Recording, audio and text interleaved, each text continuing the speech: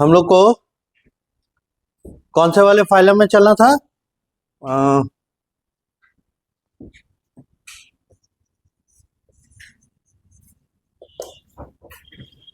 Mollusca.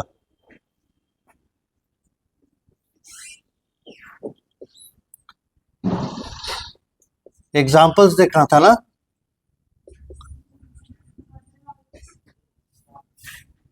Reproduction हो गया था इसका?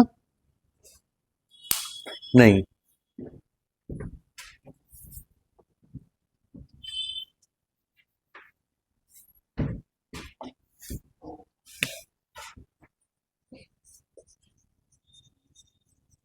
Reproduction, asexual, absent,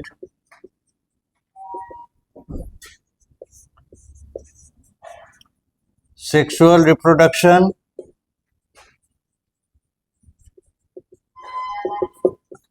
takes place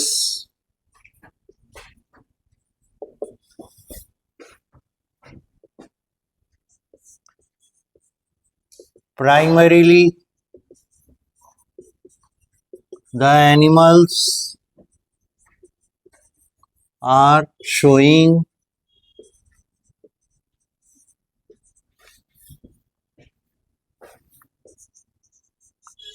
sexual dimorphism.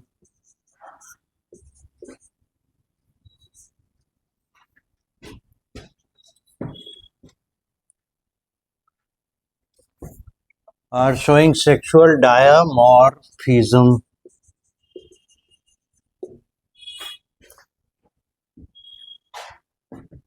इसलिए डायमॉर्फिज्म दो फॉर्म प्रेजेंट है, यानी मेल फीमेल अलग होंगे, प्राइमरीली एसिड होते हैं। तो इस प्रकार के अरेंजमेंट को हम लोग क्या करते हैं? मोनोसियस या डायोसियस? डायोसियस कहेंगे।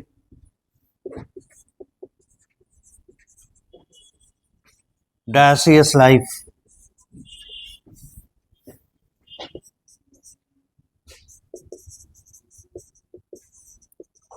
fertilization usually internal.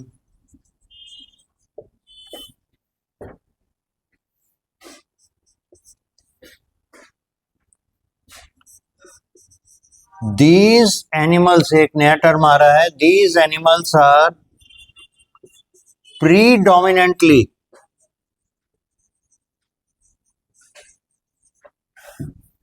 oviparous. Oviparous मतलब होता है egg laying capacity, egg laying animals. और यही नोटेड बाय में लिख लेंगे true for the arthropoda also. ARTHROPODA।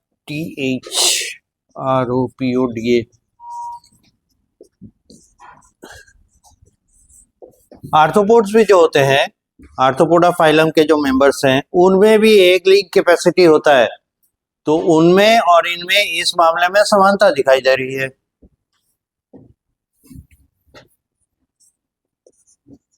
Development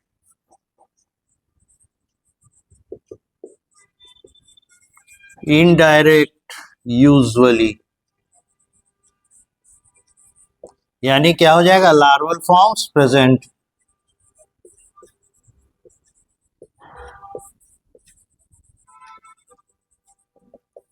तो लार्वा एडल्ट में कन्वर्ट करने के लिए क्या करेगा? अपने आप में चेंजेस लाते हैं, और उन सेट ऑफ चेंजेस के लिए हम लोग टर्म यूज करते हैं मेटामॉर्फोसिस। तो इनके लार्वा मेटामॉर्फोसिस करते हैं और फिर जाके एडल्ट में कन्वर्ट होते हैं। सो मेटामॉर्फोसिस इज देयर। ठीक है, यहां तक नोट कीजिए, तो उसके बाद फिर आगे बढ़ते हैं।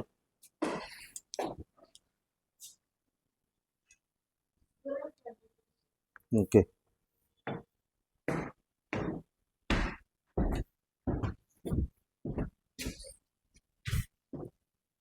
इसके बाद बचता है इसका एग्जाम्पल्स क्लास बेस्ड। तो जरा जल्दी से एक एक लाइन में एक एक क्लास लिख डालिए। तो कितने क्लासेस हैं इसके? मोलस्का के कितने क्लासेस हम लोग देखे हैं? ला, अरे ये टिप ऑफ द टंग होना चाहिए। 7 क्लासेस हैं। इकानोडर्माटा के कितने क्लासेस हैं? कितना लेकर चले हम लोग? 5। आर्थ्रोपोडा के कितने सब फाइलम लेकर चले? 4। ऑनिकोफोरा को काहे भूल गए? ट्राइलोबिटा, चेलिसेराटा, मैंडिबुलाटा एंड ऑनिकोफोरा। और फिर ट्राइलोबिटा में कोई क्लास नहीं, उसके बाद चेलिसेराटा में 2 ठो, और फिर मैंडिबुलाटा में 4। तो ऐसे टिप ऑफ द टंग रखिएगा, तब जाके जितना बार इसको दोहराइएगा उतनी बार नई नई चीजें आपको नजर आएंगी। पूछेंगे नहीं? बिल्कुल पूछेंगे। इसीलिए बोले हैं कि इस बार टेस्ट का क्वेश्चन थोड़ा टर्स रहेगा, घुमा हुआ रहेगा, और ये लेवल चाहिए, क्योंकि इस लेवल पे जाके अगर आप क्लासिफिकेशन को पढ़ेंगे, समझेंगे, तब ह्यूमन सिस्टम को और ज्यादा अप्रिशिएट करेंगे। और ह्यूमन सिस्टम जब आपको समझ में आ जाएगा, ह्यूमन फिजियोलॉजी अच्छे से समझ में आएगा, फिर जब हम लोग 12th का लास्ट यूनिट पढ़ेंगे ना, एनवायरनमेंट वाला, जिसमें इकोलॉजी, इकोसिस्टम, ऑर्गेनिज्म, एनवायरनमेंट, ये सारा चीज है, तो आप उनके बीच में, ऑर्गेनिजम्स के बीच में रिलेशन जो दिखाएगा, वो रिलेशन अप्रिशिएट करेंगे। इस बार तो मोलस्का तक है, उससे आपको ज्यादा मतलब नहीं रखना है। आप हायर ऑब्जेक्टिव के लिए सोचिए, क्यों इसमें हमको मेहनत करना है? क्योंकि ये 12th के लिए जरूरी है। जो आप पहला यूनिट पढ़ रहे हैं 11th का, या पढ़ चुके हैं जितना भी हिस्सा, वो सारा चीज इवोल्यूशन का पार्ट है। तो आप ऐसे समझ सकते हैं कि इवोल्यूशन को 2 पार्ट में बांटा हुआ है। एक ये बता रहा है कि नए ऑर्गेनिजम्स आए कैसे, है ना, जो इवोल्यूशन है, जो मेन थीम है, और दूसरा पार्ट बता रहा है इस मेथड से जब आए तो इनमें ये कैरेक्टर्स डेवलप किए। That is the point. इसलिए ये कैरेक्टर्स ऐसे डेवलप किए, और 12th में जाके बता रहा है ये प्रोसेस हुआ, इसीलिए कैरेक्टर डेवलप हुआ। इसलिए जो भी हम 11th में पढ़ते हैं वो 12th का फाउंडेशन है। तभी हम कहते हैं हमेशा कि देखिए, जो 11th में मेहनत कर लिया पूरा, ये गलतफहमी कभी नहीं रहे कि हमको 12th में तो ये नहीं पढ़ना है, ये तो नहीं पूछेगा। दुनिया के किसी भी कंपटीशन में चल जाएगा, 11th 12th कंबाइंड ही रहेगा। ये खाली अभी आप लोग को एग्जाम प्रेशर से बचाने के लिए, और बहुत सारे एक्टिविस्ट लोग खड़े हो गए बोलने के लिए कि बहुत प्रेशर है पढ़ाई का, बहुत प्रेशर है पढ़ाई का। भाई पढ़ाई कर रहे हैं हम तो प्रोफेशनल डेडिकेटेड वे में पढ़ाई करेंगे ना। तो इसीलिए इसको कोर्स वर्क को थोड़ा सा हल्का किया गया है। पर जब कंपटीशन में आप उतरिएगा, उस समय कोई हल्का भारीपन नहीं है, आपके पास टोटल नॉलेज होना चाहिए। और यही कारण है कि हमको 11th अच्छे से पढ़ना होता है ताकि 12th जाके समझ पाए। तो देखिए, कान ऐसे पकड़े चाहे वैसे पकड़े, हम 12th में क्वेश्चन ऐसा देते हैं जिसमें बिना 11th समझे हुए बनेगा ही नहीं। बिल्कुल, कभी भी बोर्ड का क्वेश्चन देख लीजिए, ऐसे ही रहता है, सोच कर समझ कर तब आंसर देने लायक है। स्ट्रेटवे क्वेश्चन कहाँ रहता है?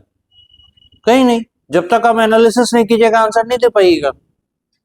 रट के आंसर देने वाला सिस्टम खत्म, वो 10 के पहले ही हो जाता, 9 में ही आने के बाद ये सिस्टम चला जाता है। 9, 10th में बोर्ड में आप देखिएगा क्वेश्चंस जो हैं किस तरह के रहते हैं, आप समझ रहे होंगे तभी आंसर दे पाएंगे। यानी आपके अंदर ये कैपेसिटी डेवलप कराना होता है कि आप अपने से लिखिए, इसको कहते हैं एक्सटेम्पोर परफॉर्म करना। अपने से लिखिए, रटा रटाया नहीं। हाँ, डेफिनेशन, ऑफ कोर्स डेफिनेशन तो जो होता है उसको तो कोई चेंज नहीं कर सकता, डेफिनेशन जो है डेफिनेशन तो वैसे ही रहेगा।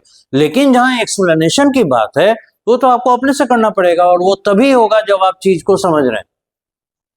यही वजह है कि हम लोग को इन सारे चीजों पे इतना ज्यादा फोकस करना पड़ रहा है। Anyway, classification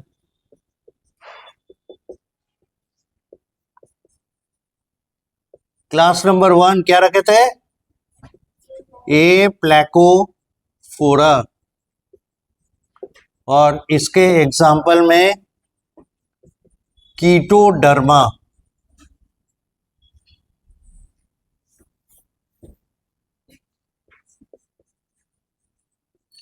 class number 2 mono प्लैकोफोरा, और इसके एग्जाम्पल में नियोपैलिना। अंडरलाइन इसलिए कर रहे हैं, बायोलॉजिकल नेम है। क्लास नंबर 3 पॉली प्लैकोफोरा, और इसके एग्जाम्पल में काइटोन, और इसके बारे में कहते हैं it is the connecting link between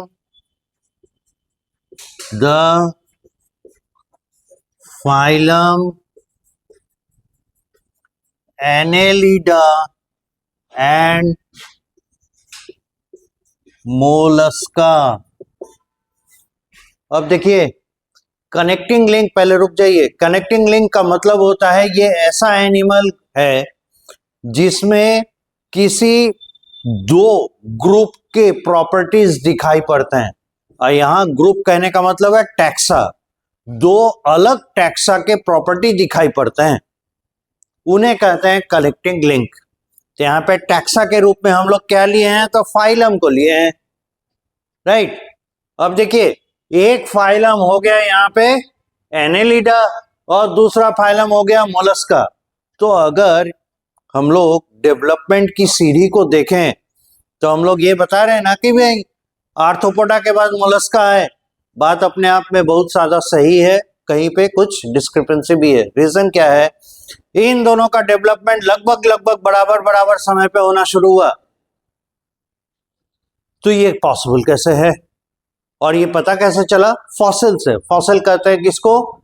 जो स्ट्रक्चर है ऑर्गेनिज्म का, प्लांट हो चाहे एनिमल हो, वो किसी तरीके से प्रिजर्व हो गए। उसका बॉडी तो डिस्ट्रॉय हो चुका, लेकिन उसके बॉडी का जो मार्क है, जो इम्प्रिंट है, वो इम्प्रिंट प्रिजर्व्ड है, और उससे हम लोग पता लगाते हैं कि अच्छा ये एनिमल ऐसा रहा होगा, ये प्लांट ऐसा रहा होगा।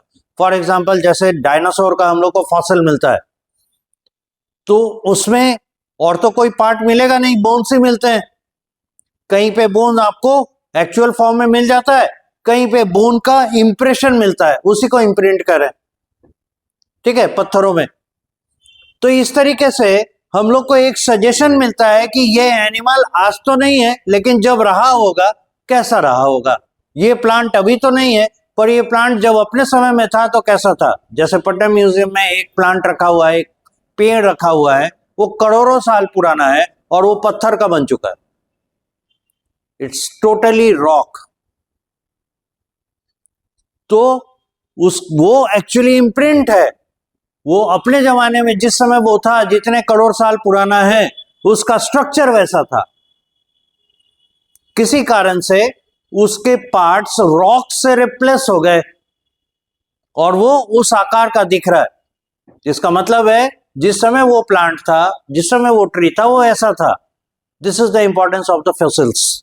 तो फॉसिल स्टडी से ये पता चलता है कि दोनों लगभग आसपास के ही समय में आए। ये कैसे हो सकता है? पूरी तरीके से आर्थ्रोपोडा डेवलप नहीं होगा, मोलस्का कैसे आएगा, है ना? क्योंकि ये पहले आएगा, उसके बाद ये रखा गया है। तो रीजन बता रहा है कि एनेलिडा इज द वन जो बाइफर्केट किया।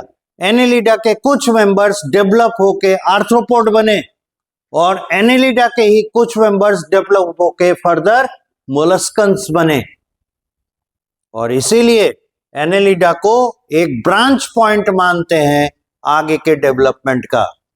तो जो आर्थ्रोपोड बने उनका फर्दर डेवलपमेंट रुक गया, वो और ज्यादा डेवलप्ड आर्थ्रोपोड बनने लगे, और उसी का नतीजा है कि दुनिया में आपको 60 से 70% आर्थ्रोपोड्स घूमते नजर आते हैं एनिमल के नाम पर. They are, that is why most adapted kind of organisms on this earth. तो ये इंपॉर्टेंस है इन कनेक्टिंग लिंक्स का. ये जो टर्म है कनेक्टिंग लिंक, ये हम लोग को एक इनसाइट देता है, एक विजन देता है, पता कर सकें कि कौन से एनिमल या कौन से प्लांट या कौन सा ऑर्गेनिज्म किसके बाद आया. तो इसे जो कनेक्टिंग लिंक कर रहे हैं, इससे हमें क्या पता चलता है? वो ये पता चलता है कि इसका कुछ ना कुछ कैरेक्टर एनेलिडा जैसा है और कुछ कैरेक्टर मोलस्का जैसा है. जैसे एनेलिडा की तरह इसका जो लार्वा होता है वो एनेलिडा में जैसे लार्वा होते हैं उस तरह का लार्वल फॉर्म इसमें शो होता है. और मोलस्कन कैरेक्टर में इसके बॉडी में शेल है कैल्शियम कार्बोनेट का. So this shows that it has dual characters. It is belonging to Annelida as well as Mollusca. So they have been, although the presence of cell is more advanced character, that is why it has been placed in the mollusca, but it has some primitive characters and that is why it is serving as a connecting link between these two phylum. So this is the importance of connecting link जो evolution में आप पढ़ेंगे. इसीलिए point by point आप लोग को hint करते चलते हैं. देखिए, इसको भले आपको boring लगे बट रोकेगा कि ये जानना ही है, because evolution is based on this facts. और ये जान के रखिए, बोर्ड के एग्जाम में इवोल्यूशन का अच्छा खासा परसेंटेज है, अच्छा खासा वेटेज है. चाहे बिहार बोर्ड से, मतलब स्टेट बोर्ड से हो, चाहे सीबीएसई बोर्ड से हो, चाहे आईसीएसई बोर्ड से हो, उसमें भी कहीं ना कहीं इवोल्यूशन पढ़ना ही है. चैप्टर और सब टॉपिक्स का ऑर्डर ऊपर नीचे होता है, पर इन दोनों बोर्ड्स में, स्टेट बोर्ड्स में और सीबीएसई बोर्ड में, आपको इवोल्यूशन बहुत ही हाई स्केल में रखा जाता है. और जो इंटरनेशनल बोर्ड्स होते हैं इंडिया के बाद, जो यूएस में, यूके में या यूरोपियन कंट्रीज में, जो बोर्ड के मतलब जो इस लेवल के 10th लेवल के बोर्ड एग्जाम्स होते हैं, उसमें भी ये बहुत इंपॉर्टेंट रोल प्ले करता है. और आप ये जान के रखिए, वहां जिस लेवल के क्वेश्चंस पूछे जाते हैं उस लेवल के क्वेश्चंस आप लोग नहीं हैंडल करते हैं, उतना डिटेल आप लोग को नहीं दिया जाता, उसमें डेप्थ और ज्यादा है. और इवोल्यूशन लाइफ साइंस के लिए एक पाइवोट है, मतलब एक स्तंभ है. ये जानना ही जानना है ताकि पता चल सके कि ऑर्गेनिजम्स कैसे कैसे नए नए बनते चले गए. इसका इंपॉर्टेंस कहाँ पे आता है? आज हम कैंसर रिसर्च की ओर जब जाते हैं, ट्रीटमेंट की ओर जब जाते हैं, तो ये देखने की कोशिश करते हैं कि ये जीन जो कैंसरस हो गया, मतलब कैंसर डेवलप करा रहा है, ये नॉर्मल रहता तो कैसा था, और अभी जो एबनॉर्मल हुआ तो क्यों ऐसा हुआ. उसका रीजन हम लोग को अपनी हिस्ट्री में, अपने इवोल्यूशनरी स्केल में जाने के बाद पता चलता है. इसलिए बहुत डाइवर्स टॉपिक है, छोटी छोटी चीजों का बहुत इंपॉर्टेंस है. तो अभी इसीलिए आप लोग को बताते हैं, ये जो सोचते हैं ना, ये बहुत पढ़ रहे हैं, बिल्कुल नहीं. बायोलॉजी जो आप 11th-12th का पढ़ रहे हैं, दिस इज स्टेपिंग स्टोन. ये रियल बायोलॉजी है जो आपका फंडामेंटल बन रहा है. This is the foundation. इसके ऊपर बिल्डअप होगा. जबकि अनलाइक दिस बायोलॉजी, फिजिक्स और केमिस्ट्री में आप काफी एडवांस हो चुके होते हैं 11th और 12th में. और उसके पीछे रीजन है कि उतना एडवांसमेंट के बाद आप बायोलॉजी को एक्सप्लेन करने लायक बनते हैं. सिंपल फेनोमेना से इतना आसानी से एक्सप्लेन होने वाला नहीं है. हर एक चीज के पीछे कुछ ना कुछ लॉजिक है. लॉजिक हमको बेसिक साइंस से मिलता है, फिजिक्स और केमिस्ट्री से. इसीलिए बायोलॉजी इतना आसान नहीं समझना है, इसमें थोड़ा है ना, थोड़ा और ध्यान देने का जरूरत है. So it is a connecting link between Annelida and Mollusca. बात समझ रहे हैं? ये इसका इंपॉर्टेंस है. Anyway, now the class number 4, Gastropoda.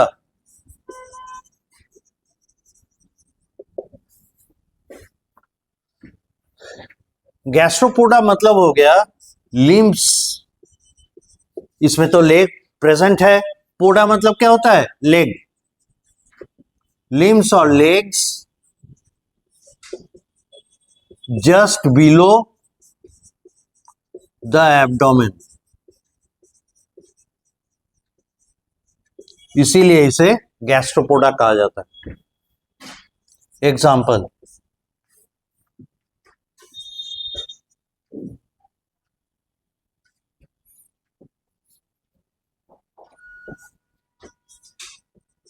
पाइला, इसे एप्पल स्नेल कहते हैं।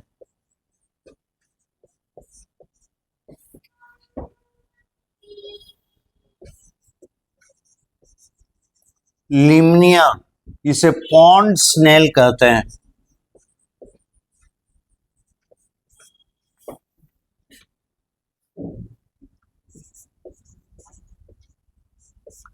शंख, ये भी इसी ग्रुप में आता है।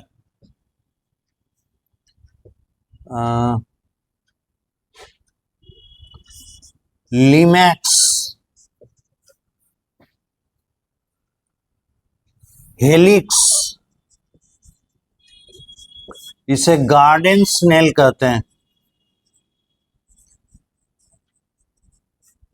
ज्यादातर बरसात के दिन में देखिएगा इधर उधर जहां पे पौधा लगा के रखे हैं, स्नेल इधर उधर निकला हुआ ब्राउन कलर का या व्हाइटिश कलर का छोटा छोटा मिलता है ना, दिखता है ना, तो आप सोचते हैं ये कहाँ से आ गया, ये जमीन में छुपे हुए थे। बरसात में जब नमी बढ़ती है उस समय इसको डिहाइड्रेट होने का खतरा कम रहता है, तो बाहर निकल के आ जाता है कई बार अपने भोजन की तलाश में। दिस इज द रीजन कि वो उस समय दिखते हैं। अदरवाइज आप अगर अच्छे से, है ना, बागवानी करेंगे, है ना, काफी पानी पटा के रखते हैं, जमीन में सूखापन नहीं है, तो आपको ये स्नेल हमेशा दिखेंगे। ओके,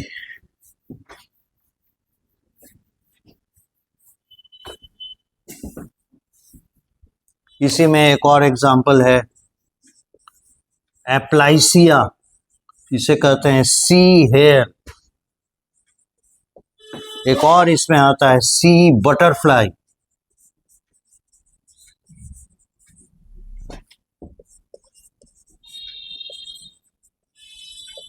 क्रिसिस अंडरलाइन किया हुआ है, बायोलॉजिकल नेम है। पाइला बायोलॉजिकल नेम, लिमैक्स, शंख बायोलॉजिकल नेम नहीं है।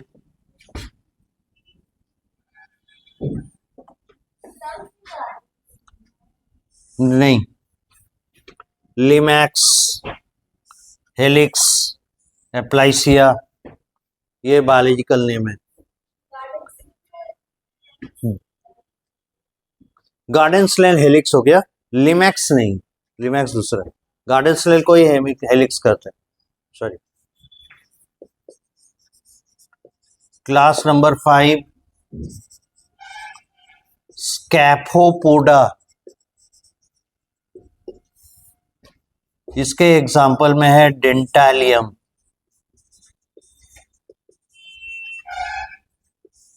डेंटालियम को टस्क मसल कहते हैं। टस्क किसके लिए यूज होता है पता है? हाथी के दांत के लिए। तो हाथी का दांत जैसा लंबा होता है तो इसका शेल जो है वैसा ही उसी शेप का, उसी तरह का दिखता है, लंबा होता है।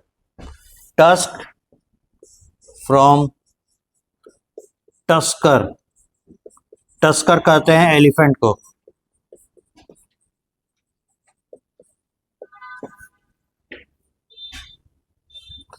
क्लास नंबर 6,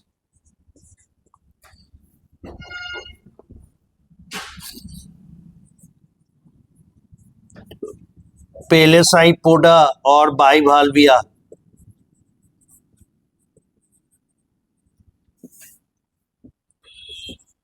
इसके एग्जाम्पल में यूनियो, इसे कहते हैं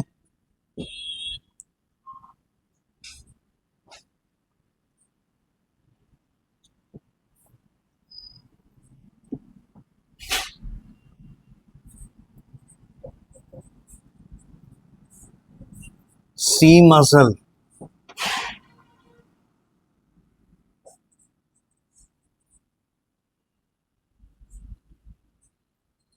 पिंक टाडा, इसे कहते हैं, यह है पर्ल ओएस्टर। सीप समझते हैं ना, जिसके अंदर मोती होता है, वही है।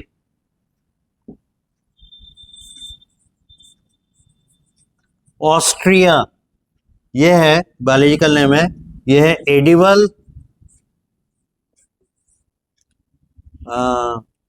ओएस्टर, इस सीप को खाया जाता है, एटसेट्रा।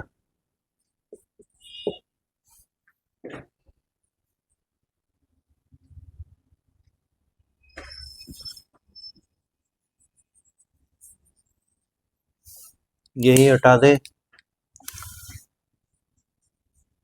क्लास 7 ये है सीफेलोपोडा, इसके एग्जाम्पल में ऑक्टोपस, इसे कहते हैं डेविल फिश, दूसरा है लोलीगो, इसे कहते हैं मतलब कॉमन नेम में स्क्विड, फिर है सेपिया, इसे कॉमन नेम में कटल फिश कहते हैं। ये सभी एडिबल है, ऑल एडिबल, खाए जाते हैं। ये बहुत ही डिलीशियस सी फूड्स हैं।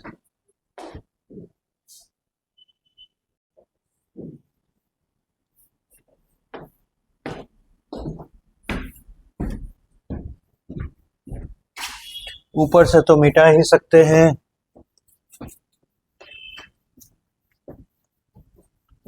तो हम लोग आएंगे अगले फाइलम में, और वो है इकाइनोडर्माटा।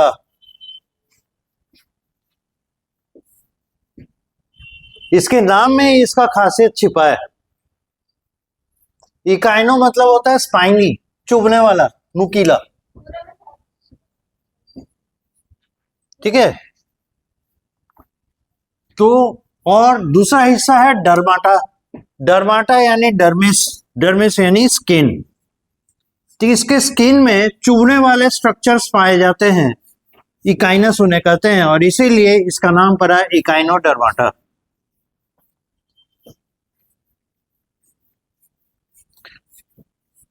और खास बात है क्या कि इसमें भी शेल लाइक स्ट्रक्चर होते हैं, और ये सेल लाइक स्ट्रक्चर लेकिन बाहर नहीं, अंदर के तरफ होता है, बॉडी वॉल के अंदर।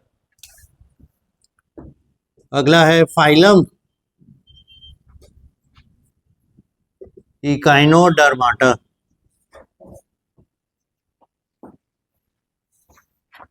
जनरल कैरेक्टर्स लेके चलना है।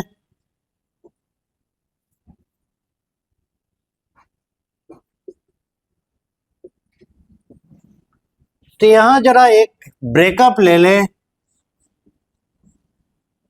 इकाइनोडर्माटा, एक टर्म है इकाइनो, दूसरा है डर्माटा। इकाइनो स्पाइन दैट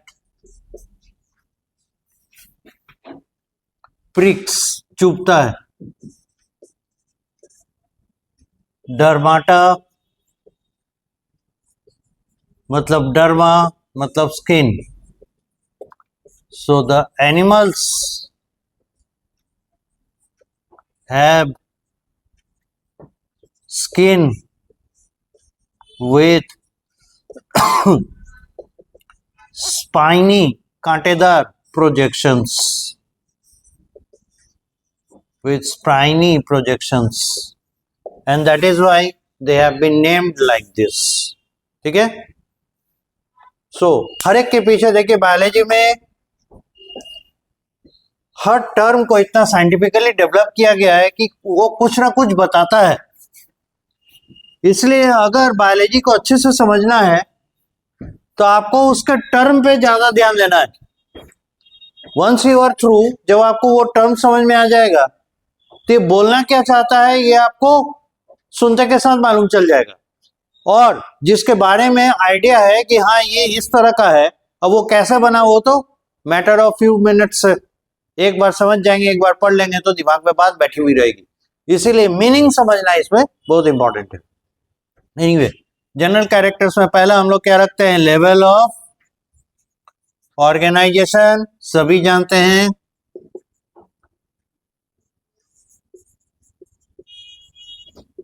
ऑर्गन सिस्टम, तो क्या खास है। Serial number 2, symmetry, a special type of radial symmetry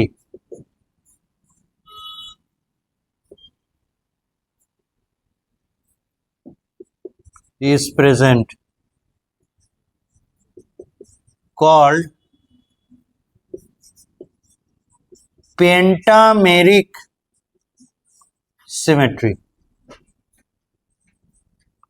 ऐसे अगर आपको बोला जाए या चॉइस दे दे कि इकाइनोडर्म्स में रेडियल सिमेट्री होता है कि बायलैटरल सिमेट्री, क्या कहिएगा,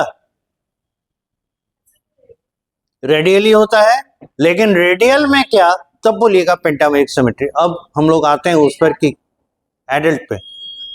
तो ऐसा क्या है कि पेंटामेरिक सिमेट्री कर रहे हैं, वो इसलिए क्योंकि इसमें जो आर्म्स होते हैं चलने के लिए, पैड आर्म्स होते हैं, वो 5 या 5 के मल्टीपल में होते हैं हमेशा। ये इस फाइलम की खासियत है, या तो 5 पैर होंगे या 10 पैर होंगे या 15 होंगे, लाइक दिस। तो 5 के मल्टीपल में होते हैं, इसीलिए इन्हें पेंटामेरिक सिमेट्री वाले एनिमल कहते हैं। आप 5 सिमेट्री है, यानी 5 सिमेट्री ऑफ एक्सिस होगा, और आप बायलैटरल से ऊपर उठ जाते हैं कब, जब कम से कम एक से अधिक आपको, मतलब एक सिमेट्री मिलता है तब वो बायलैटरल, एक से अधिक मिलने लगा तो रेडियल की ओर चले जाते हैं। तो 5 सिमेट्री एक्सिस है तो रेडियल सिमेट्री तो होगा ही, लेकिन केवल और केवल 5 कन्फाइंड है, इससे ज्यादा नहीं, इससे कम नहीं, इसलिए pentameric, right. The reason is that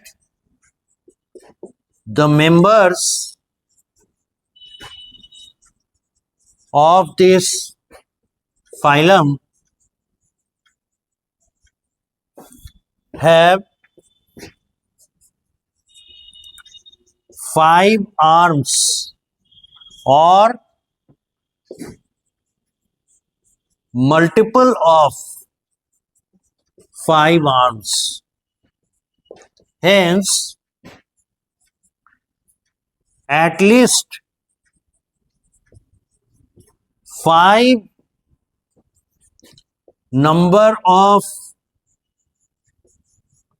symmetry axes are found in them.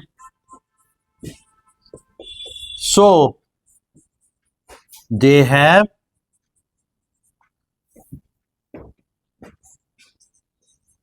Pentameric symmetry,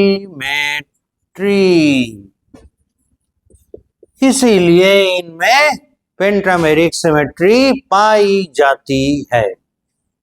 got it. Symmetry पे काफी लंबा हो गया, तो यहां तक नोट कीजिए, फिर आगे बढ़ते हैं।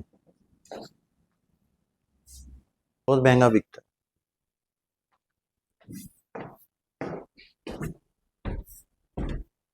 और ये बहुत प्रोटीनस होता है, बहुत डिलीशियस है, आई मीन हेल्दी फूड है। ओके, तो हम लोग आए हैं सिमेट्री। ओ, अभी सिमेट्री में ही है, वहां का नाम होगा सेगमेंटेशन, और इसमें सेगमेंटेशन एब्सेंट होता है।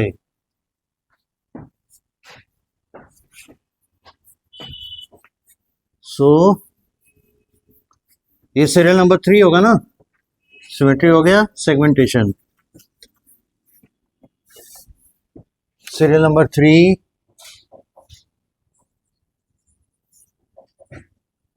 Segmentation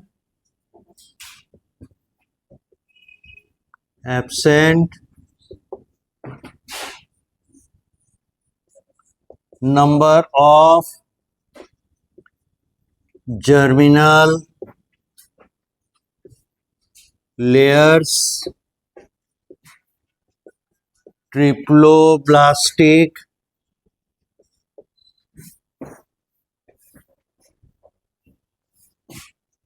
serial number 5 coelom,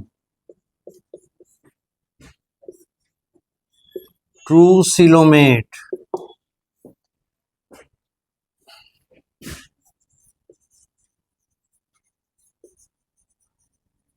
development of coelom.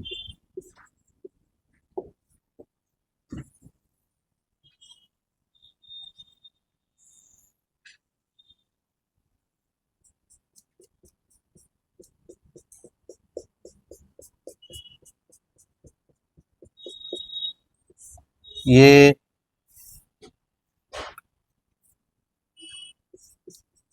Ectoderm,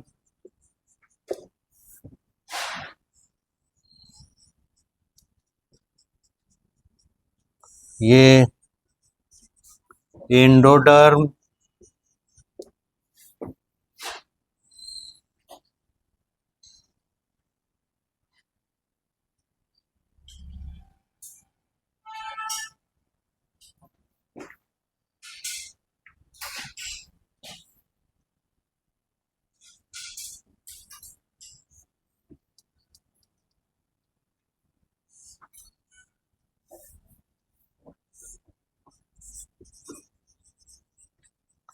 ये डेवलपिंग मेसोडर्म। और आप जानते हैं मेसोडर्म में कैसा स्ट्रक्चर होना चाहिए जिससे सिलोम बने? मेसोडर्म के बीच में गैप होना चाहिए। That cavity makes it tube with it tube arrangement. So अगले फेज में हम लोग देख पाते हैं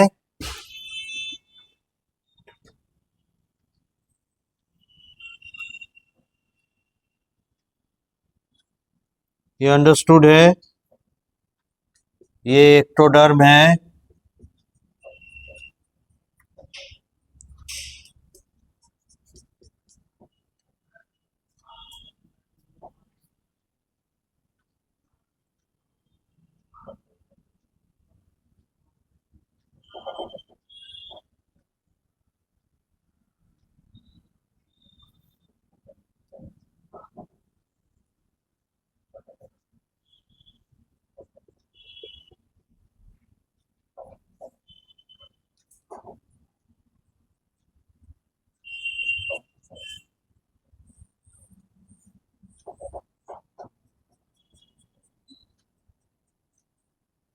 ये एंडोडर्म है,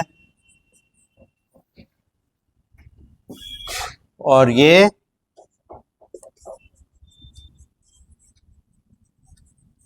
पंचिंग आउट,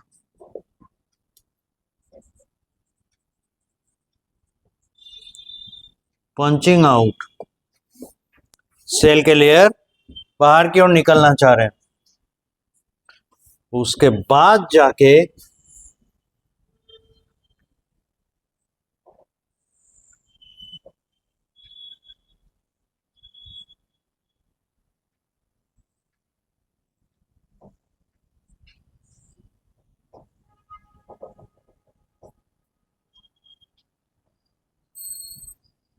इसका फाइनली एंडोडर्म कंप्लीट होता है।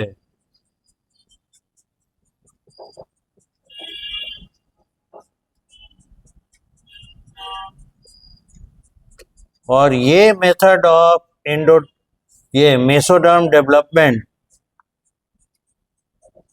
ये method of mesoderm development Annelida के मेसोडर्म डेवलपमेंट मेथड से अलग है। और इस तरीके से डेवलप हो रहे हैं मेसोडर्म के लिए,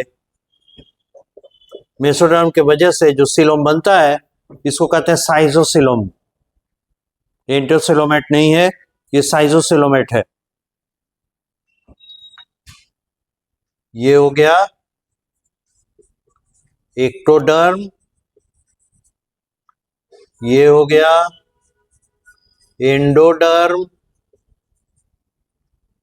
ये हो गया सीलोम, ये हो गया mesoderm.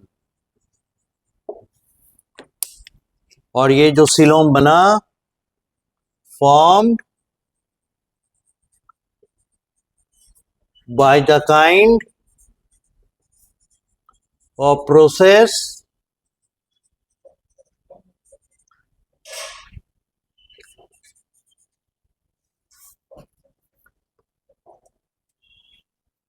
giving it the name cytocoelom.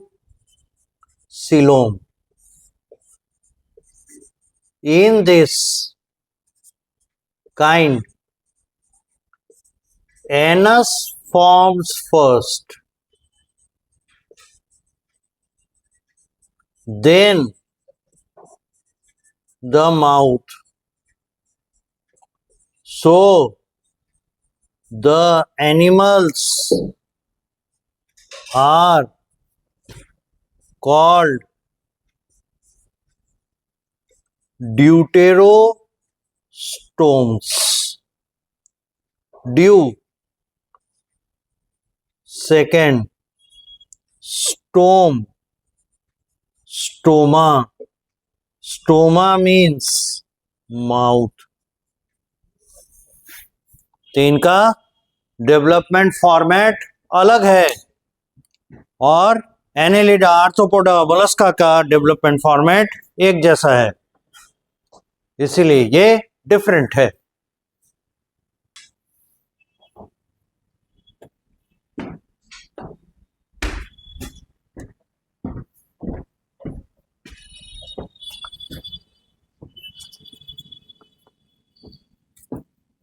तो coelom, serial number 5,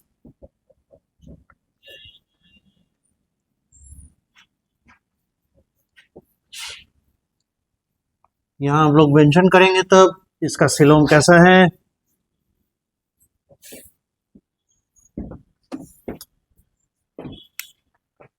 Therefore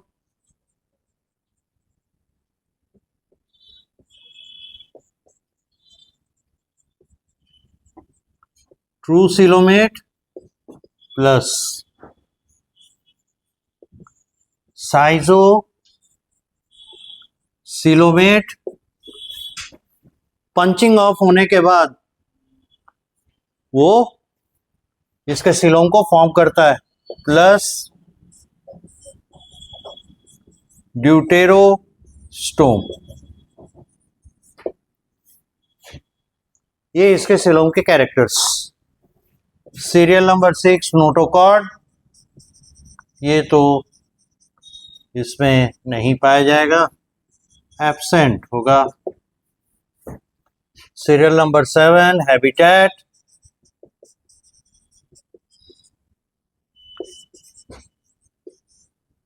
confined to aquatic life, यानी ये पानी में पाया जाने वाला जानवर है। सोचिए, इसके पहले के जानवर सब जमीन पर आए, रेंगे, उड़ने लगे, चले भी।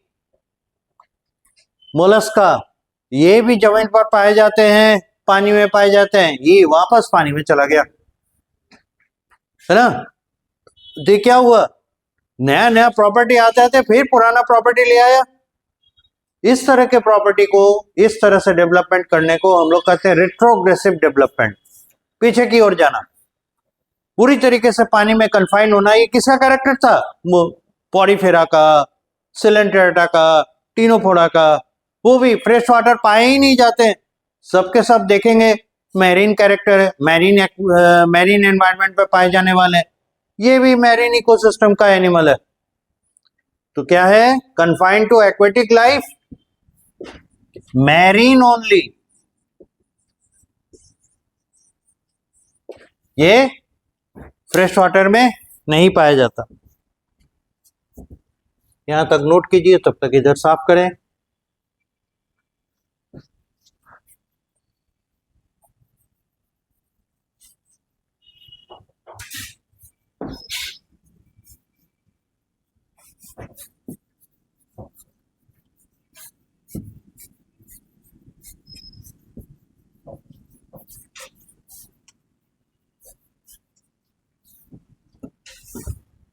Okay, serial number 8, digestive system।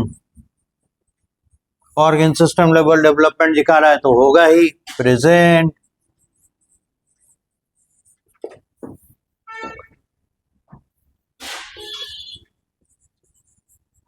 Body has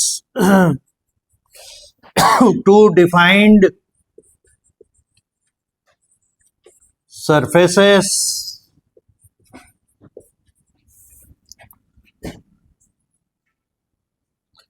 dorsal and ventral।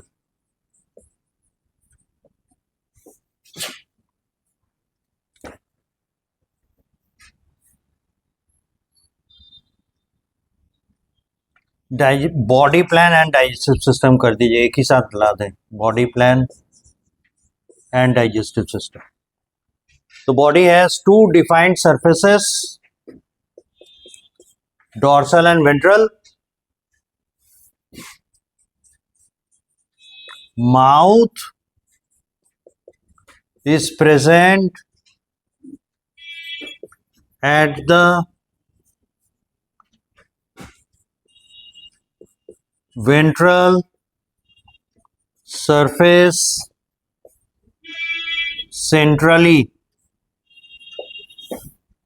Nearly circular होता है इसका डॉर्सल और वेंट्रल सरफेस। मतलब आपके पास अगर एक मोटा सा डिस्क हो, डिस्क खेलते हैं ना हम लोग, है ना, फ्लाइंग डिस्क जो खेलते हैं, ऐसे करके थाली उड़ाते हैं और पकड़ते हैं दूर जाके, वो वाला। तो कैसा होता है, उसका दो ही सरफेस होता है ना, एक नीचे का एक ऊपर का। ठीक, तो ऊपर वाले को हम लोग आगे फ्रंट सरफेस कहते हैं अगर, और नीचे वाले को पीठ का सरफेस कहें, तो जैसे आप समझे, फ्रंट सरफेस इसका वेंट्रल हो गया, बैक सरफेस उसका पीठ वाला हिस्सा हो गया डॉर्सल। ठीक, तो इसके वेंट्रल सरफेस पे इसका माउथ रहता है, और ये सर्कुलर है तो माउथ कहां होना चाहिए, सेंटर पे। तो यही कहा गया, mouth is present at the ventral surface centrally. Serial number 4, anus is present at the dorsal surface।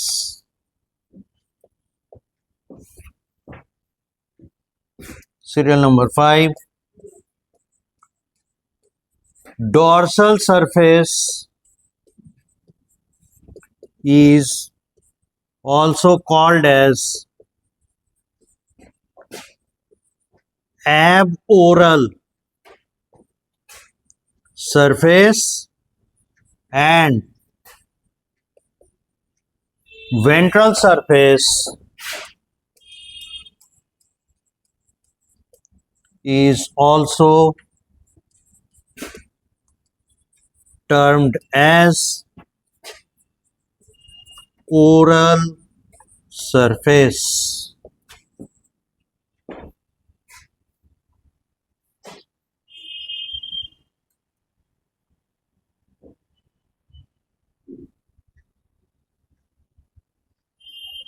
Now, serial number 9, respiratory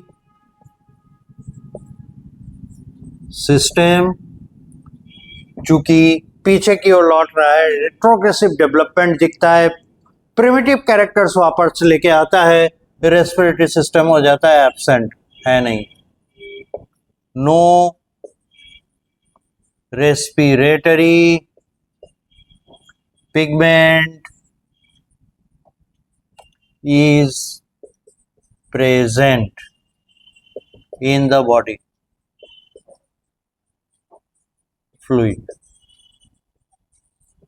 body fluid में कोई भी रेस्पिरेटरी पिगमेंट नहीं होते। बताइए, इतना इतना डेवलप किया, एनेलिडा से आना शुरू हो गया। एनेलिडा में देखा हीमोग्लोबिन होता है, आर्थ्रोपोड में गायब हो गए थे, लेकिन बॉडी फ्लूइड था, सर्कुलेट करता था, सर्कुलेटरी सिस्टम था।